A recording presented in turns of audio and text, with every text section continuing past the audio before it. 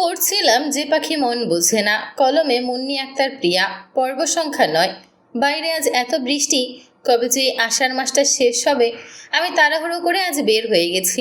ঘুম থেকে উঠতে দেরি করে ফেলেছি আজ, তাই নাস্তাও করতে পারিনি। রাহাত ভাইকেও দেখলাম না আজ। আমার অবশ্য এতেও তো মাথা ব্যথাও নেই, সময় মতো কলেজে যেতে হবে। তার সবচেয়ে বড় কারণ হচ্ছে আজ আমার একটা ক্লাস টেস্ট আছে। বৃষ্টির মধ্যেই আমি ছাতা ছাড়া বের হয়ে গেছি। পেছন থেকে তখন চাচ্চুর কণ্ঠ পেলাম। চাচ্চু হন্তদন্ত হয়ে ছাতা নিয়ে দৌড়ে এসেছেন। আমার মাথায় ছাতা ধরে বললেন, বৃষ্টি হচ্ছে দেখিস না। আমি চুপ করে তাকিয়ে আছি। সেই ঘটনার পর থেকে চাচু এই পর্যন্ত আমার সাথে আর কথা বলেনি। এমনকি সামনে বসে একসাথে খাবার খাওয়া সত্ত্বেও আমার মুখের দিকে তাকাননি। এতটাও অপরিচিত ব্যবহার করেছিলেন আমার সাথে। সেই জায়গা থেকে আজ এতদিন বাদে পুরনো চাচুকে ফিরে পেয়ে এবং তার যত্নে আমার দু চোখ ভরে উঠেছে মুহূর্তে। চাচু কিন্তু আমার সাথে বেশি কথা বলেনি। বাড়ির সামনে থেকে নিজে একটা সিএনজিতে উঠিয়ে দিয়েছে। ভাড়া আর ছাতা আমার হাতে দিয়ে বললেন, সাবধানে যাস। যদিও চাচু ভীষণ গম্ভীর হয়ে গিয়েছে, তবে আমার মনটা আজ এত বেশি ভালো হয়ে গেছে যে আমি বলে বোঝাতে পারবো না। খুশিতে বোধ করে আজ ক্লাস টেস্টটাও খুব ভালো দিয়েছি। এমনকি ক্লাস শেষ করে বন্ধুদের আজ ট্রিটও দিয়েছি। আমরা এসেছি আজ ধানমন্ডির ওজ ক্যাফ রেস্টুরেন্টে। এখানে আমরা মাঝে মাঝেই আসি। আমাদের কত শত আড্ডার স্মৃতি এখানে জমে আছে, তার কোনো হিসেব নেই। আকাশ বার্গারে কামড় বসিয়ে জিজ্ঞেস করলো, কী উপলক্ষে ট্রিট দিচ্ছিস বলছিস না তো। আমি স্ট্র দিয়ে জুস খেয়ে বললাম, ট্রিট দিচ্ছি, চুপচাপ ট্রিট নে। এত কিছু জেনে কি করবি? সায়রা তখন বলল, না না দোস্ত, এ কেমন কথা, আমরা কারণটা জানবো না। সুমন বলল, তুই কি প্রেম টেম করছিস নাকি? তোকে আজ অন্য দিনের তুলনায় অনেক বেশি খুশি লাগছে। ঝটপট বলতো আসল কারণটা কি। বলল মিতু। আসল নকল কোনো কারণই আমি ওদের বলতে পারিনি, কারণ ওরা এখনও আমার সাথে ঘটে যাওয়া বিষয়গুলো জানে না। তো উল্টাপাল্টা ভুজং ভাজং বলে আমি কথা ঘুরিয়ে নিয়েছি। তবে আমার আজকের এত খুশির রেশ যে খুব বেশি সময় স্থায়ী হবে না, এটা আমি গুণাক্ষরেও ভাবিনি। বাসায় ফিরেছি খুশিমণি। প্রতিদিনের মতো খেয়ে দিয়ে ঘুম দিয়েছি। সন্ধ্যায় উঠে পড়তে বসেছি। কিন্তু এটা বাড়িটা আজ বেশ ফাঁকা লাগছে। এত খুশি ছিলাম যে রাহাত ভাইকে নিয়ে সেভাবে ভাবার ফুসরতি হয়নি। হৃদি রাতে খাওয়ার জন্য ডাকতে এলো। আমি বই বন্ধ করে খেতে গিয়ে দেখি রাহাত ভাই নেই। ভাবলাম হয়তো এখনই আসবে, কিন্তু না। খাওয়া প্রায় শেষের দিকে, তবুও সে আসছে না। তবে কি সে বাসায় নেই? আমি দুনুমুনু করে খাওয়া শেষ করে তার রুমে উকি দিয়ে দেখি রুম ফাঁকা। সাহস করে হৃদির রুমে গিয়ে হৃদিকে জিজ্ঞেস করলাম, রাহাত ভাই এখনো বাসায় আসেনি? ভাইয়া তো অফিসের কাজে ঢাকার বাইরে গেছে, জানো না? আমি ছোট উল্টে বললাম, ও আচ্ছা, জানতাম না। তুই ঘুমা। আমি নিজের রুমে চলে এসেছি। রাহাত ভাইকে প্রায় ঢাকার বাইরে যেতে হয় অফিসের কাজের জন্য। আগে যে তিনি কখনো আমায় বলে যেতেন বিষয়টা এমন না, কিন্তু এবার কি যাওয়ার পূর্বে তার আমাকে বলা উচিত ছিল না? পরক্ষণেই মনে হলো আমি তার থেকে এসব কেন আশা করছি। মন বলল, কারণ সে আমাকে ভালোবাসে। সত্যিই তো, এ কেমন ভালোবাসা? যাওয়ার আগে একটাবার বলে গেল না, আবার এই পর্যন্ত একটা মেসেজ কলও দিল না। না দিক, না দিলেই বরং ভালো। যেই কয়টা দিন এই বাসায় আছি দূরে দূরেই থাকুক তিনি। তবে আমার এই আত্মসংযম এবং অ্যাটিটিউড বেশিক্ষণ টেকেনি। সকালে ঘুম থেকে ওঠার পরেই ভীষণ হাঁসফাঁস লাগছিল। আমি অদ্ভুতভাবে তাকে মিস করতে শুরু করলাম তখন থেকেই। খাবার টেবিলে তাকে না পেয়ে আবার অস্থির হতে শুরু করলাম। আজও বাড়ির সামনে তার গাড়িটা নেই। কলেজে প্রতিদিন এখন সেই নামিয়ে দেয়, কিন্তু গতকাল ছিল না, আজও নেই। গতকাল বিষয়টা গায়ে না লাগলেও আজ ভীষণ গায়ে লাগছে। বোধ করি বুকেও লাগছে। কেমন যেন একটা চিনচিনে ব্যথা। এই ব্যথা রইল আমার সারাটা দিন। সব কিছু এত বেশি তেতো আর বিরক্ত লাগছিল যে আমার কারোর সাথে কথা বলতেই ভালো লাগছিল না।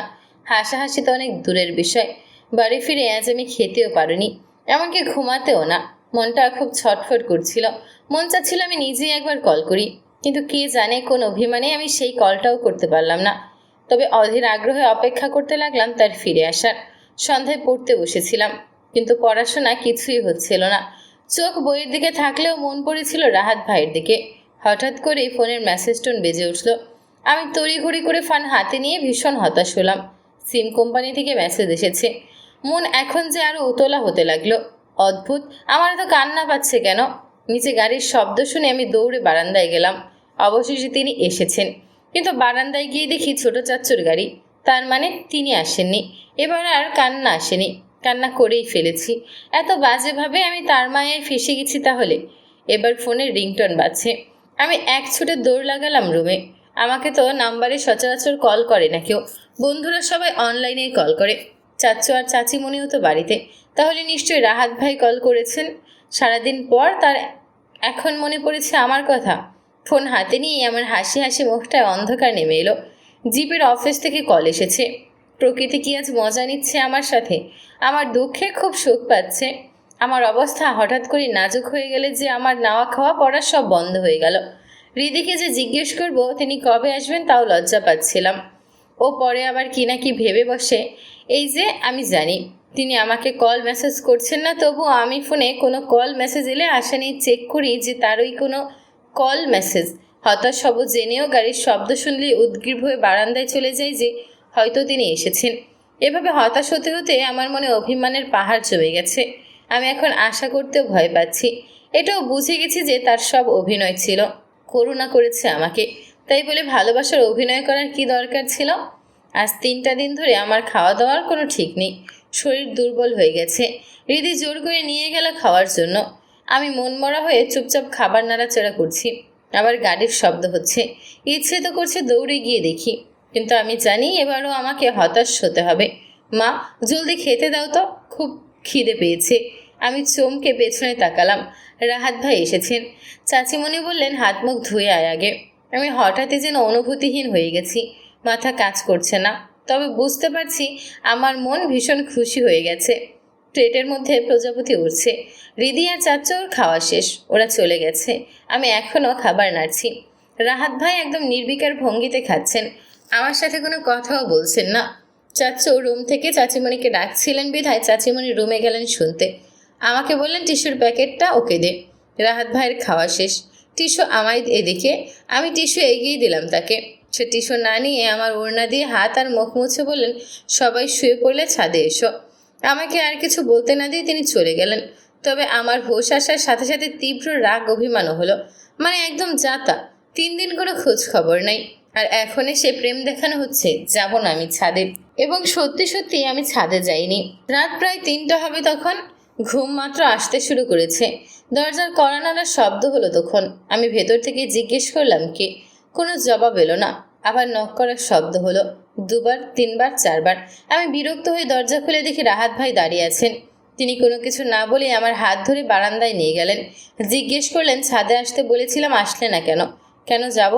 কথা আছে তাই।